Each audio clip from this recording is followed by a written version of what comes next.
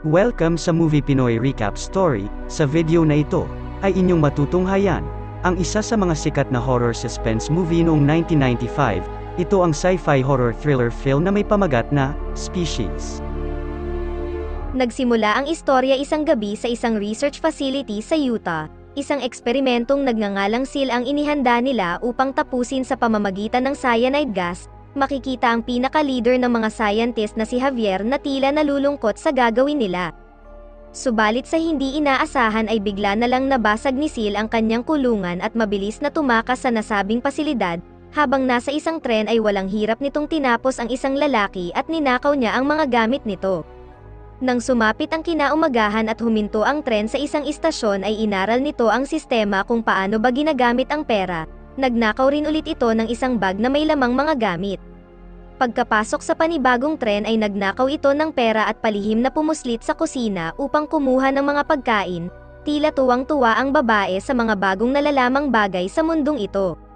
Habang nasa kalagitnaan ng biyahe at nag-e-enjoy sa mga bagay na kanyang ninakaw ay dumating ang isang konduktor kung saan hindi naman siya nito pinaghinalaan. Bagkus ay pinagbilhan niya pa ito ng tiket. Habang kumakain siya ng walang tigil ay bigla na lang nakaramdam ito ng kakaiba sa buo niyang katawan at bigla na lang naglabasan ang naghahaba ang mga galamay. Hindi na ito nakontrol pa ng babae at tuluyan ng kumalat sa loob ang mga nasabing galamay. Makalipas ang ilang minuto nang pumasok muli ang konduktor ay tumambad sa kanya ang isang malaking kakon na kung saan ay mabilis siyang nilamon nito. Samantala, natagpuan na nila Javier ang lalaking tinapos ni SEAL kahapon. Dahil sa panganib na dulot ng halimaw ay bumuo siya ng grupo ng mga eksperto na maghahanap dito. Si Dan na isang empath na may kakayahang maramdaman ang presensya ng mga nilalang, si Stephen na isa namang doktor na anthropology expert, si Lara na isang biologist doctor, at ang huli ay si Preston na isang secret agent ng gobyerno.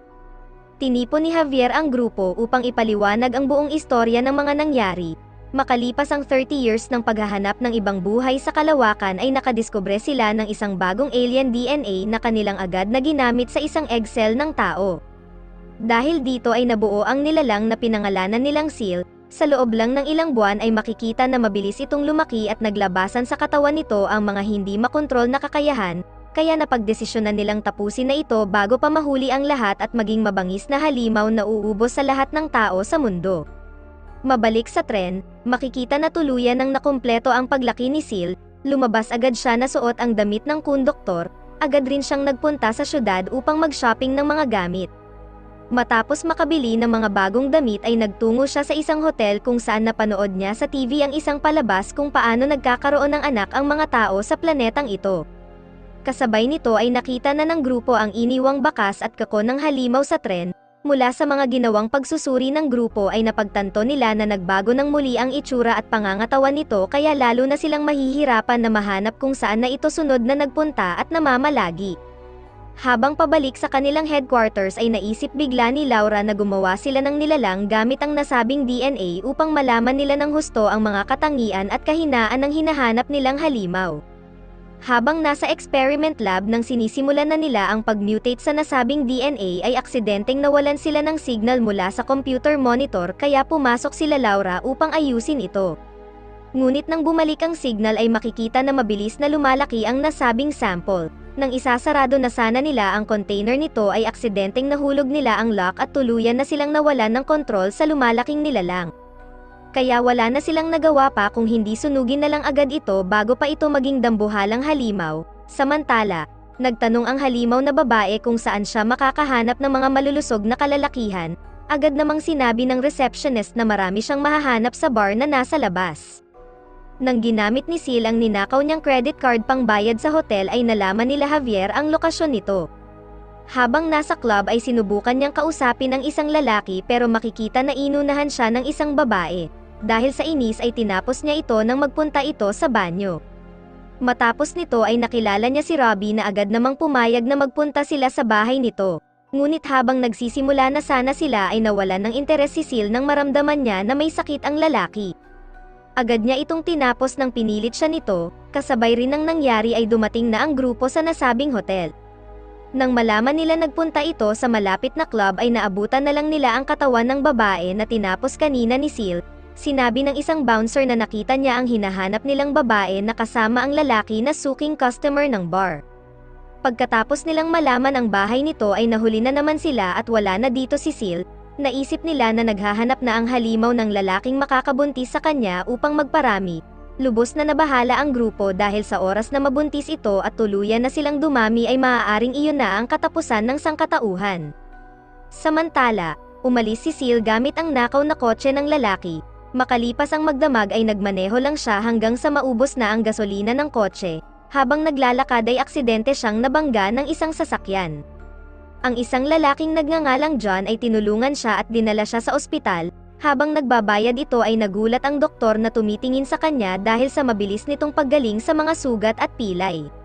Dahil dito ay umalis na si Seal bago pa mabisto ang kanyang sekreto. Nakasalubong niya ang lalaking tumulong sa kanya at inalok siya nitong kumain sa kanyang bahay.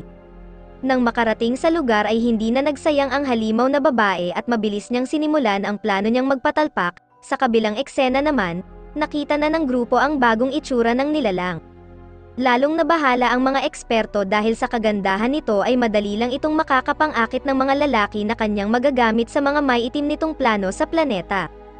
Hindi nagtagal ay nakita na nila ang ninakaw nitong kotse at ang doktor na tumingin sa kanya. Nalaman din nila ang impormasyon ng kasama nitong lalaki na si John.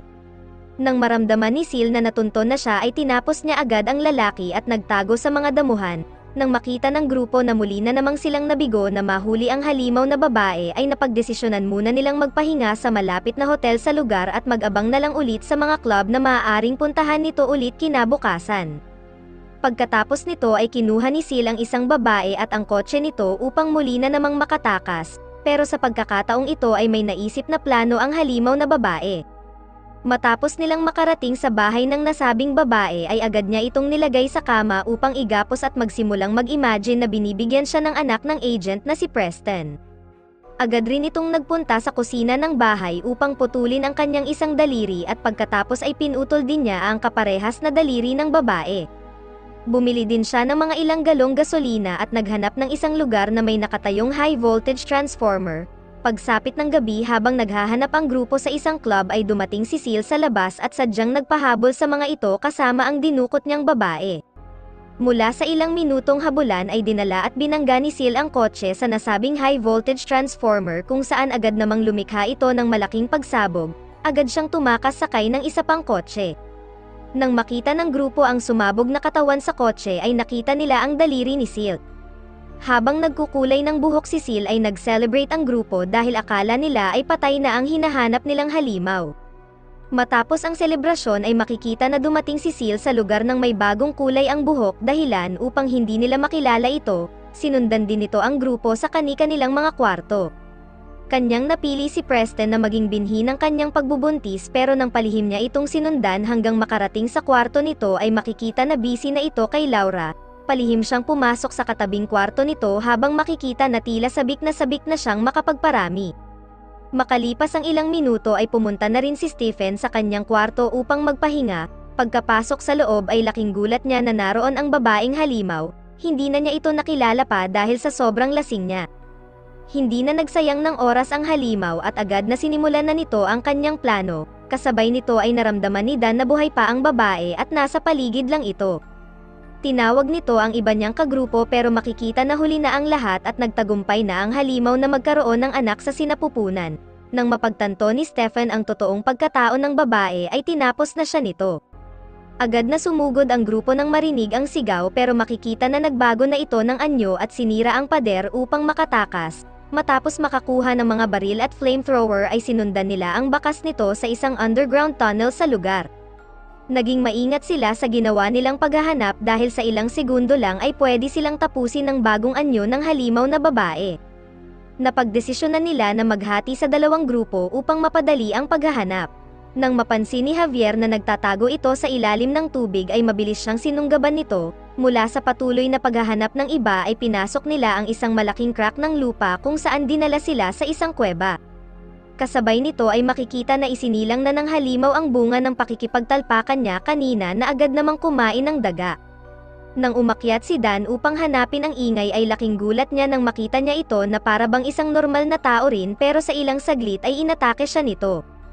Habang tinutulungan ni Laura ang kasamahan ay makikita na nagbago na ng anyo ang nasabing anak na halimaw. Sa kabutihang palad bago pa sila makain ito ay sinunog na ito ni Dan gamit ang flamethrower. Lumalabas na ang kuweba ay may mga naipon na togas ng langis dahilan upang lumikha ito ng malaking apoy. Nang bumalik ang ina nitong halimaw ay inatake nito si Preston. Agad na ginamit ng lalaki ang kanyang kutsilyo upang makaalis at pinagbabaril niya rin ang halimaw hanggang sa bumagsak ito sa nasusunog na langis.